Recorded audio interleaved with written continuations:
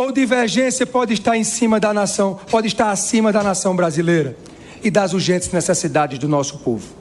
Minhas amigas e meus amigos, nesta cadeira de Ulisses, às vésperas de completarmos 4 décadas, em homenagem a todos os presentes, aos brasileiros, à democracia, ao respeito às instituições e entre as instituições, faço questão de relembrar o gesto histórico de Ulisses ao promulgar a Constituição que juramos respeitar. Viva a democracia! Viva a democracia! Viva a democracia! Tá aí, discurso do presidente eleito da Câmara, deputado Hugo Mota.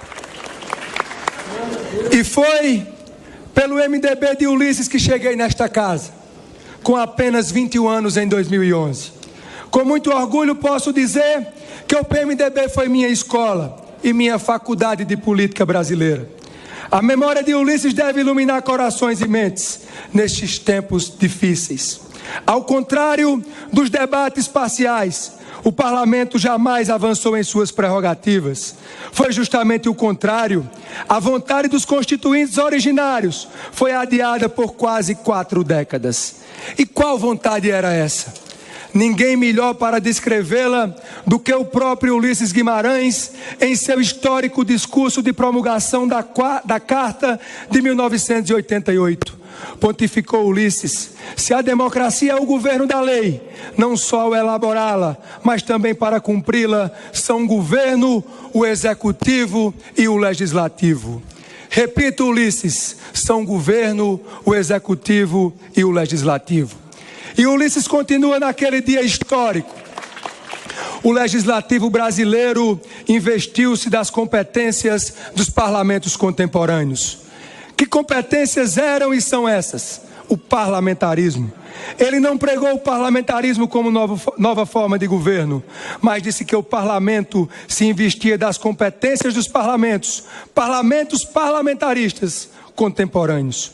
Ou seja, ele afirmava que o presidencialismo absoluto deixava de existir com a nova Constituição. Isso já em 1988. E mais do que afirmar, ele descrevia o que os novos mecanismos constitucionais previam. Ulisses, em seu discurso, desenhava a função constitucional deste parlamento já então. Palavras do senhor constituinte. É axiomático que muitos têm maior probabilidade de acertar do que um só. Quem era um só? A que se refere Ulisses? O superpresidente, o presidencialismo absoluto, cuja sentença de morte estava sendo decretada naquele momento. Na inauguração da nova Constituição, no mesmo célebre discurso em que pronunciou a frase que ainda ecoa nestas galerias: tenho ódio e nojo à ditadura.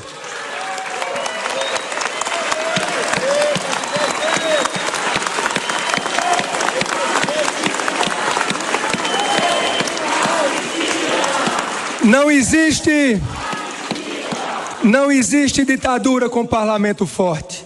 O primeiro sinal de todas as ditaduras é minar e solapar todos os parlamentos. Por isso, temos de lutar pela democracia. E não há democracia sem imprensa livre e independente.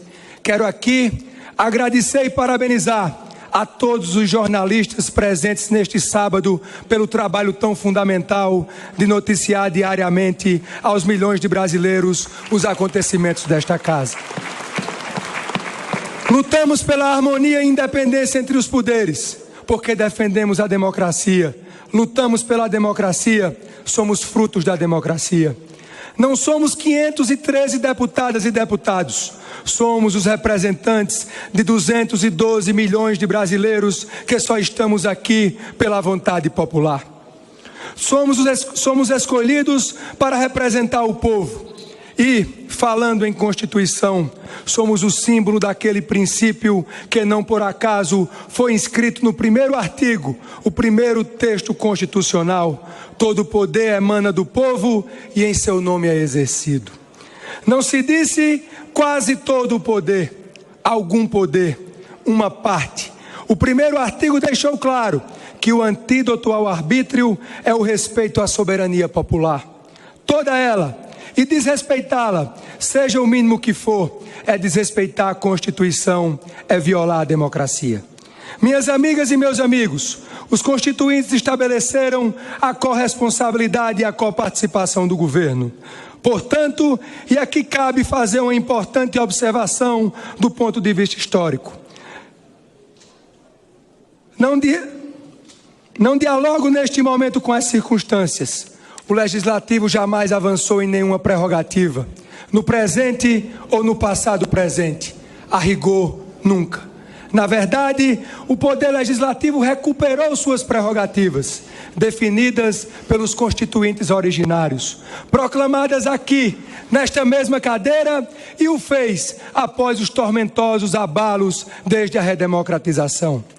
Esse atraso se deu por um mecanismo político, na verdade um eufemismo de nome pomposo, mas de funcionamento que se provaria perverso, o chamado presidencialismo de coalizão. Nada mais, nada menos do que a alocação, o aluguel, o empréstimo do poder semipresidencial do Legislativo ao Executivo através de uma coparticipação não autônoma e independente, como inscrita na Constituição e descrita por Ulisses, mas submissa, subordinada sob o cabresto do poder do presidencialismo. Ou seja, saímos do presidencialismo absolutista por obra e graça de uma Constituição legítima e promulgada pelas circunstâncias, resvalamos por outros meios para um absolutismo presidencial que a Constituição não previa, do arranjo, da cooptação do parlamento, do toma lá da cá, de uma espécie de arrendamento do poder legislativo pelo executivo. Faço uma rápida digressão histórica, até para registro, antes de chegar ao ponto que interessa, sem emitir juízos de valor. O resultado dessa acomodação e seu distanciamento dos princípios dos constituintes levou ao primeiro impeachment. Sintoma claro do poder constitucional novo do parlamento, ainda não compreendido pelo sistema político. Há inúmeros abalos e escândalos, as crises que só ganharam proporção ao segundo impeachment, até a erosão completa do sistema político como um todo e a onda antipolítica.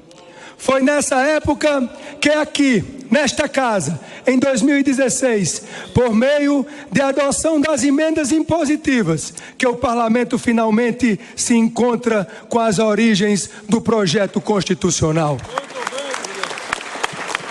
E se afirma, a crise exigia uma nova postura, o fim das relações incestuosas entre executivo e legislativo, e a afirmação e a independência como resposta para que ambos os poderes governantes, como definiu Ulisses, pudessem se reposicionar e atravessar a tempestade da maior crise desde a redemocratização.